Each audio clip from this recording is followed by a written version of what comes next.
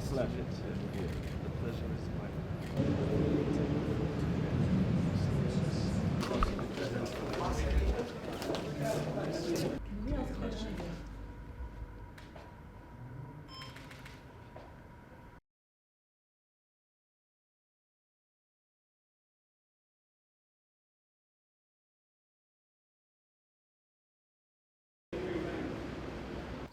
Mr. Minister, first of all, welcome. We're very happy to receive you here.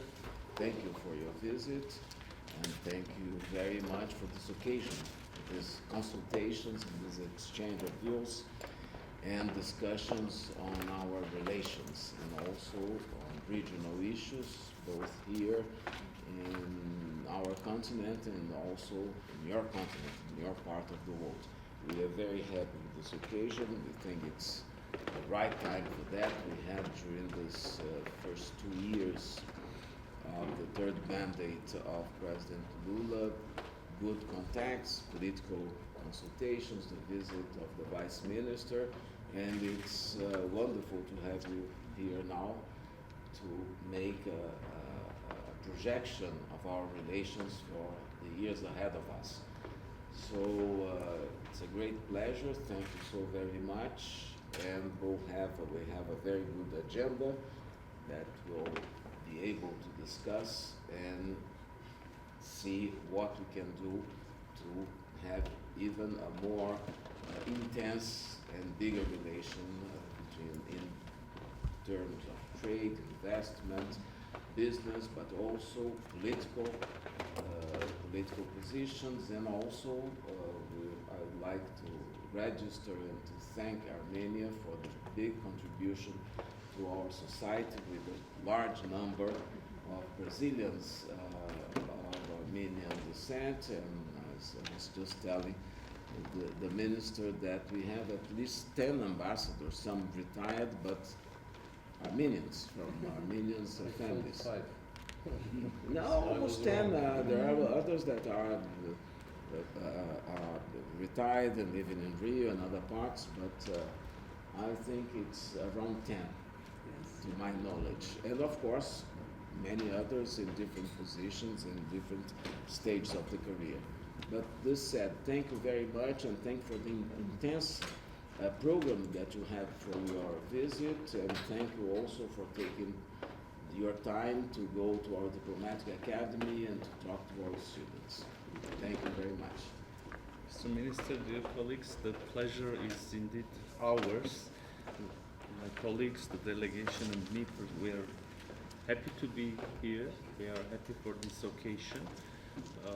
This is indeed a good opportunity to reflect and evaluate what has been done between Armenia and Brazil, where we stand in terms of our cooperation, but also to see what can be done in the future. And we are absolutely ready to deepen our relations with your beautiful and great country. We have huge interest in deepening the relations with Brazil, but also we have huge interest in South America and in Latin America in general. Also, we have our updates from our regional affairs, and taking into account the huge interest that Brazil has in global affairs, in peace building in the world, but also in achieving a better and more efficient global governance, if I may say. We also have our own considerations and updates from our region. So we are only happy to be here to discuss the issues, but also to see the country as well. You have such an impressive capital. I remember, and this was a good milestone, I would say, the visit of my deputy minister and the political consultations that we have had here last year. And by the way, the next round is supposed to take place in Yerevan, in Armenia, and we have some timeline in our minds. We will share, of course. I will suggest the time frame proposal for the next round. But I remember my deputy minister, when he was here, he was very much impressed with the architecture, with the atmosphere, but also with the warm hospitality. And now I see that he was right. Thank you. Thank you. It's a Thank At this moment, Ministers MauroVieira and Ararad Mírzoiani will sign the Memorandum of Understanding between Instituto Rio Branco of the Brazilian Ministry of Foreign Affairs and the Diplomatic School of the Ministry of Foreign Affairs of the Republic of Armenia.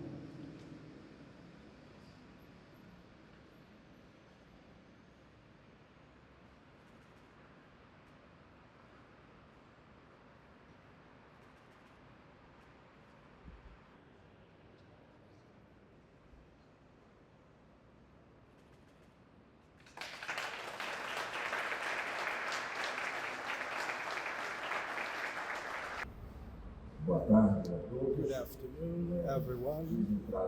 I've had the pleasure today of having a very fruitful meeting with the Minister Ararat Mիրzոյանի of Armenia. Brazil and Armenia has a relationship characterized by friendship and fluidity. There is space, therefore, to have more dynamic relations, and the visit of the Chancellor Mírzoyani is an important milestone along this line. In the meeting that we had, we reviewed different diverse aspects of our bilateral relations, deepening the exchange of information and points of view occurred during the third meeting of political consultancy held in Brasilia in January last year between the General Secretary of External Relations and the Vice Minister of Foreign Affairs of Armenia. We recognize the importance of the community of Armenians in Brazil, one of the greatest Armenian communities abroad, that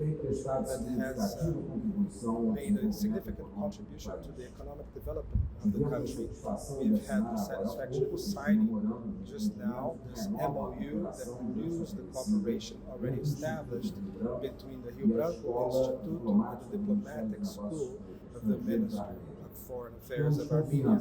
We are confident that this instrument will contribute to make viable new concrete actions of cooperation between the institutions that form the diplomatic corps of our country. We've examined the situations of other bilateral instruments in negotiation in many sectors, such as work, sports.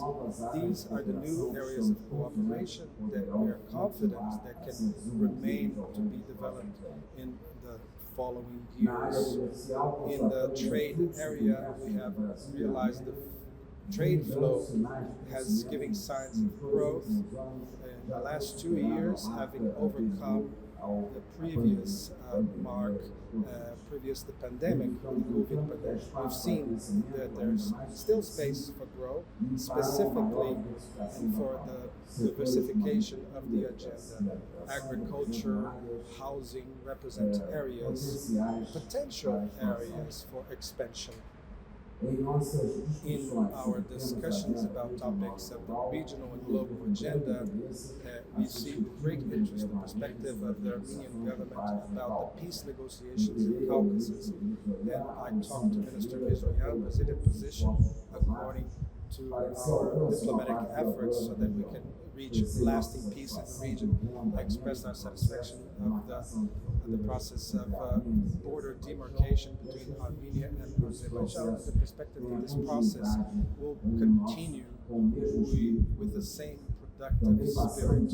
We also have reviewed the new challenges and rapid changes in the geopolitical scenario, and we can reaffirm the common values that unite Brazil and Armenia, and especially our support to multilateralism, respect to international rights and human rights, and our commitment with the world and democracy. I discussed with the Minister Mírzoyani the cooperation in the environmental area, reminding that our countries will hold two of the most important international meetings in these areas in the next 2 days. Brazil will receive in November of this year COP30 about climate change, and Armenia will hold in their capital 2026, COP17 about biodiversity. I manifested the expectation in Brazil that COP30 will represent a mark and milestone in the strengthening of the climate action in this decade in all of the pillars of the Paris Agreement, housing, funding, training, and technology, among others. Still in the context of COP30, I showed the Brazilian expectation that the work program for just transition will have robust results and effective aiming the creation of tools and initiatives that will allow both countries, especially the countries in development, to move forward in their transition processes with low carbon economies, with sustainable growth, development, and socio-economic inclusion of the most vulnerable sectors of the population. I also highlighted the Brazilian conviction that the efforts to limit global warming at 1.5 degrees should remain as a priority. And I pointed out on the slides that it's essential that the main countries, the emitters, will strengthen their gas emissions and will anticipate climate neutrality goals of 2050 to 2040. About biodiversity, I ensured our support to the presidency for the COP17 from many of the Convention on Biodiversity. I offer all the cooperation during the intersection where we can develop a positive agenda for the COP in 2026. I could highlight Brazil's satisfaction with the adhesion of Armenia as a founding member of the Global Alliance Against Poverty and Hunger. As you know, these were one of the most expressive legacy of the Brazilian presidency of the G20 last year, and we hope this will make a difference in the lives of millions of people around the globe. Brazil sees great synergies among the Armenian policies of social protection, income transfers, and food safety, among others. With Brazilian programs such as Bolsa Família, I manifested to the Chancellor Mիրзոյանի the Brazilian disposition to keep exchanging information, identifying opportunities of cooperation in these fields. I reaffirmed our connection that Brazil and Armenia should keep narrowing the friendship ties. O ministro dos Negócios Estrangeiros da República da Armênia, Ararat Mիրzոյանի. Dear Minister Vieira, first of all, I extend my sincere gratitude for the invitation and the warm hospitality extended to my delegation during this visit. Brazil's and your personal interest in fostering closer ties with Armenia is deeply appreciated, and we are eager to build upon the strong foundation of our long-standing friendship. Dear colleagues, Brazil was among the first Latin American nations to recognize Armenia's independence in 1991, and in 2006 became the first South American country to establish a resident embassy in Yerevan. Armenia and Brazil share fundamental democratic values and principles which serve as the foundation of our political dialogue and cooperation. Over the past 3 decades, our diplomatic relations have evolved into a meaningful and multifaceted cooperation. This visit presents an opportunity to chart a more ambitious course for the future, including for the cooperation beyond traditional areas of mutual interest. While we look into possibilities of extending the legal framework and continue working on different draft agreements, today I am pleased to sign the Memorandum of Understanding between the Diplomatic School of Armenia and the Rio Branco Institute of Brazil. We are keen to further enhance our bilateral cooperation on education, innovation, high-tech, IT, and digital banking. These are areas where we are both ready to share and learn from Brazil's experience. Despite the geopolitical distance, there is significant potential to expand our trade relations. Last year saw some increase in bilateral trade turnover, but certainly there is huge potential for much more. To boost stronger economic relations with Minister Vieira, we emphasized the commitment to foster direct business-to-business connections. In this regard, I should commend the presence of the strong Brazilian delegation at the special edition of the Americas Competitiveness Exchange of the Organization of the American States, held in October 2024 in Yerevan. Today, with Minister Vieira, we noted with satisfaction the cooperation between our countries in international fora, including the United Nations and its specialized agencies, as well as the Organization of American States. We look forward to working closely with Brazil on crucial global challenges such as climate change and biodiversity conservation. I confirmed to Minister Vieira that our delegation will join COP30 in Belém in November this year, and we look forward to welcoming Brazilian representatives to COP17 in Yerevan in 2026. We both look forward to close cooperation in this context. Moreover, we supported and became founding member of the Alliance Against Hunger and Poverty initiated by Brazil. Ladies and gentlemen, today we exchanged views on international developments and tendencies. I briefed Minister Vieira on Armenia's expanding partnerships, be it the strategic partnership with the United States or deepening the cooperation with the European Union. Of course, we spoke also about regional issues. While we witness uncertainties and security challenges across many regions, Armenia has faced many security challenges firsthand, and the South Caucasus has seen many confrontations. Yet, my country remains steadfast in its commitment to achieving lasting peace in South Caucasus. I'm sure you heard about the most recent development regarding the normalization of relations between Armenia and Azerbaijan. By agreeing to the most recent edition of the draft peace treaty, Armenia paved the way for finalization of the draft text and the negotiations on the draft. We appreciate Brazil's immediate reaction to this development. So the treaty is ready to sign, and Armenia is ready to sign the treaty, which can become a key pillar in building lasting peace in the region. Other pillars are the border delimitation and unblocking of regional communication. Last year, we made significant progress in border delimitation based on the 1991 Alma-Ata Declaration, having successfully delimited and demarcated over 12 kilometers of our borderline. On unblocking regional communications, we have made very concrete proposal to our neighbor Azerbaijan, which, if implemented, could allow the functioning of the railway, then perhaps lead to broader opportunities of enhanced connectivity. Of course, as you can imagine, the topic of connectivity goes beyond the borders of our two countries, and with the vision of both contributing and becoming part of larger logistical routes, Armenia has initiated the Crossroads of Peace initiative, a project aimed at achieving an inclusive regional connectivity framework of roads, railways, pipelines, and energy networks.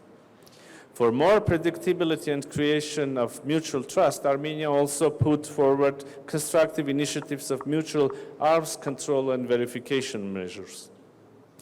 Regrettably, the mentioned proposals have not been constructively reciprocated by Azerbaijan. We still lack the positive response to the proposals on communication and arms control mechanisms.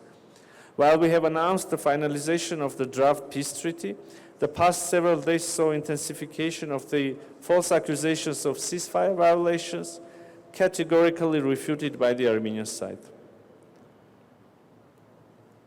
To reach the desired goal of peace, Armenia's strong political will should be reciprocated. If peace is to be achieved, both sides must commit to fostering an environment of trust and dialogue. In this regard, addressing the unresolved humanitarian issues, such as the release of Armenian detainees, would significantly ease the situation. Ladies and gentlemen, Armenia pursues a balanced and forward-looking foreign policy, one of that seeks to maintain stability, expand economic opportunities, and reinforce our commitment to democratic values. Our partnership with Brazil exemplifies the potential of international cooperation rooted in mutual respect and shared interests. As we move forward, we remain dedicated to deepening our bilateral ties with Brazil and other global partners, fostering peace in our region and contributing to a more just and equitable international order. I once again express my sincere gratitude to Minister Vieira and the Brazilian government for their support and engagement. We look forward to many more years of fruitful collaboration and friendship. Thank you. Thank you.